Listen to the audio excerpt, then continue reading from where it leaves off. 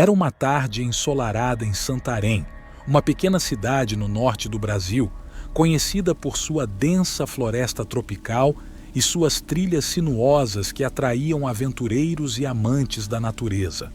Carlos, um experiente guarda florestal, preparava-se para mais um turno de trabalho na extensa floresta que circundava a cidade.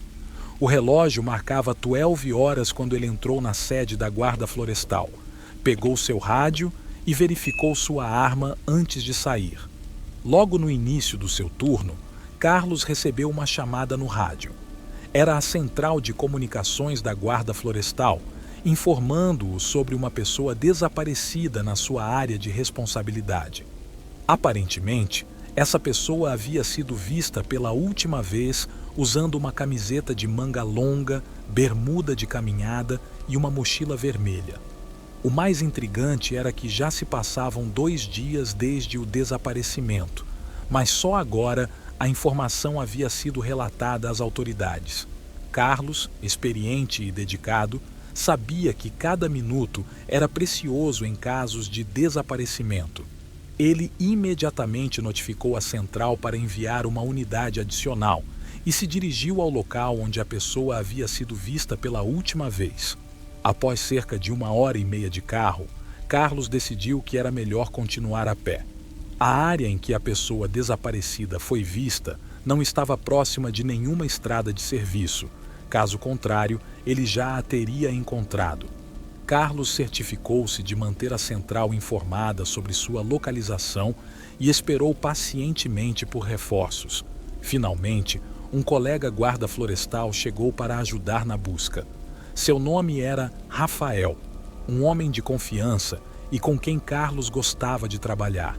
Juntos, decidiram explorar uma trilha conhecida por ser o local onde as pessoas frequentemente se perdiam. Era uma espécie de ponto crítico, pois no meio da trilha, esta se dividia. Uma parte seguia mais adentro da floresta, enquanto a outra fazia uma curva e voltava em direção à área de serviço. As pessoas frequentemente se confundiam, achando que a trilha de retorno estava na curva, quando na verdade continuava adiante. Felizmente, a maioria conseguia se orientar novamente ou era encontrada por guardas florestais como Carlos e Rafael. Eles caminharam pela trilha por cerca de 1 hora, chamando pelo nome da pessoa desaparecida e procurando pistas ou sinais. Foi então que Carlos virou uma curva e encontrou os restos de um acampamento. Ele imediatamente chamou Rafael para se juntar a ele. Os dois começaram a chamar pelo nome da pessoa desaparecida, mas o colega de Carlos não respondeu. Estranhando a falta de resposta, Carlos correu de volta pela trilha para procurá-lo, mas Rafael havia desaparecido.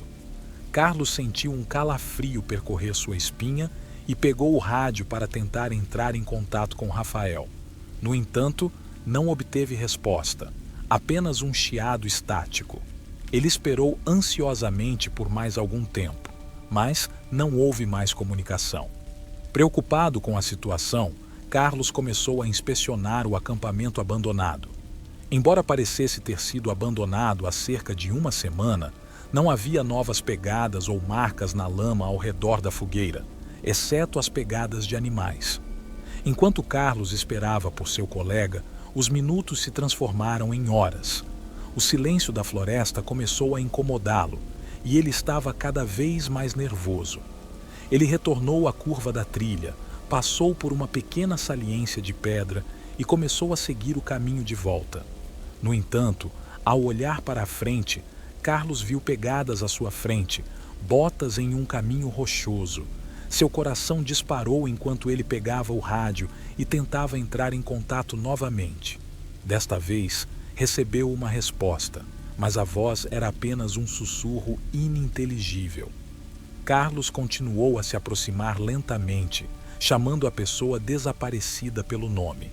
Quando finalmente chegou perto o suficiente, viu um homem usando uma mochila vermelha, mas ele estava se movendo de maneira estranha, como se estivesse fingindo ser alguém ou algo que não era. "Desculpe-me, senhor. Qual é o seu nome?", perguntou Carlos, mantendo uma distância segura. O homem continuou a se mover de maneira estranha e não respondeu. Carlos perguntou novamente, mas ainda não obteve resposta. O homem apenas balançou a cabeça lentamente, como se estivesse em transe. Carlos sentiu-se desconfortável e preocupado, mas também determinado a encontrá-lo. Estávamos procurando por você. Vamos voltar para a trilha principal, disse Carlos, tentando manter a calma. O homem não se moveu, apenas continuou encarando-o. Carlos suspirou aliviado, pensando que finalmente o encontraram. Começaram a voltar pela trilha com o homem na frente. Depois de cerca de 40 minutos, chegaram à trilha principal, onde os carros de Carlos e Rafael estavam estacionados. Carlos planejava levá-lo de volta à sede da Guarda Florestal para obter mais informações e garantir que estivesse seguro. No entanto, quando Carlos abriu a porta traseira da caminhonete para que o homem entrasse, ele desapareceu.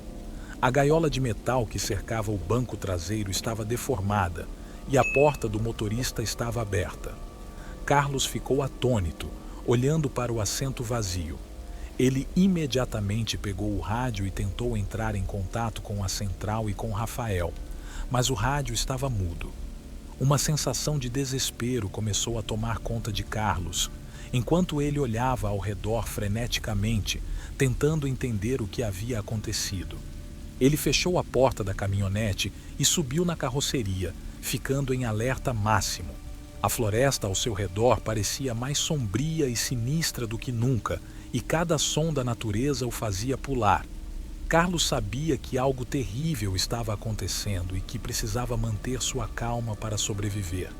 Enquanto ele permanecia na carroceria da caminhonete, aguardando qualquer movimento ou sinal de seu colega desaparecido, os minutos se transformaram em horas.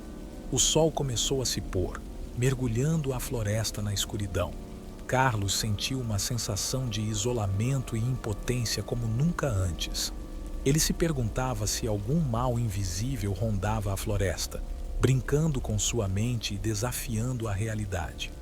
Finalmente, depois de uma espera agonizante, Rafael retornou com o caminhante desaparecido.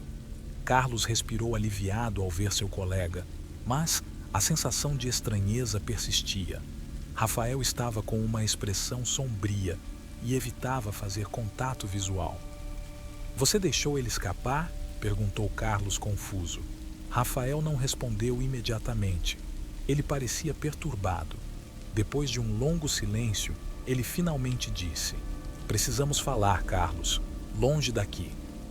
Os dois guardas florestais dirigiram-se para um local mais afastado, onde pudessem conversar sem serem ouvidos.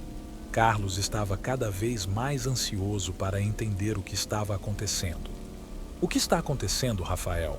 Onde você estava? E o que aconteceu com aquele homem na caminhonete?" exigiu Carlos. Rafael suspirou profundamente antes de começar a contar sua história.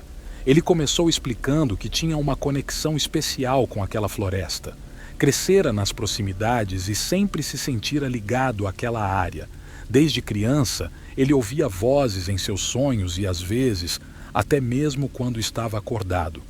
As vozes o chamavam pelo nome ou imitavam os latidos do cachorro de sua família.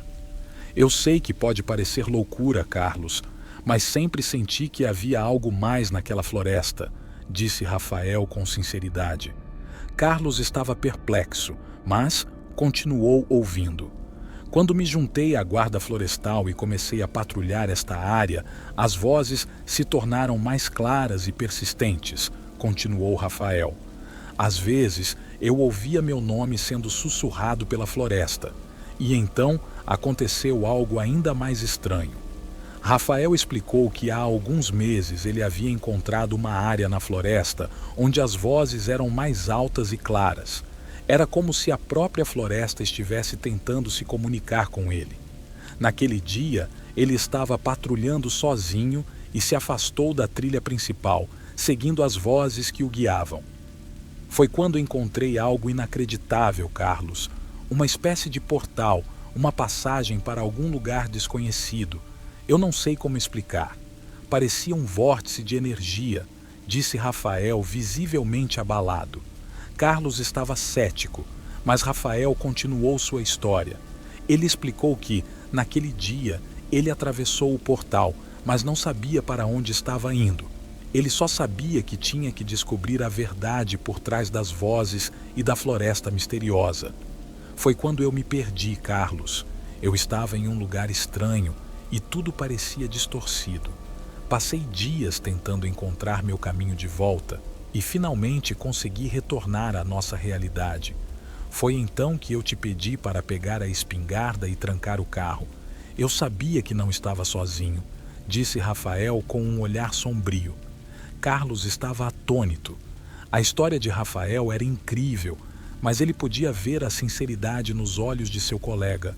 Eles estavam diante de algo que não podiam compreender completamente. O que era aquela coisa que estava na caminhonete? E por que você não me disse nada antes? Perguntou Carlos. Rafael hesitou antes de responder. Carlos, eu não posso te dizer o que era. Eu não sei. Tudo o que sei é que devemos ter cuidado. Há forças nesta floresta que estão além da nossa compreensão. Os dois guardas florestais ficaram em silêncio por um momento, tentando assimilar a extraordinária história de Rafael.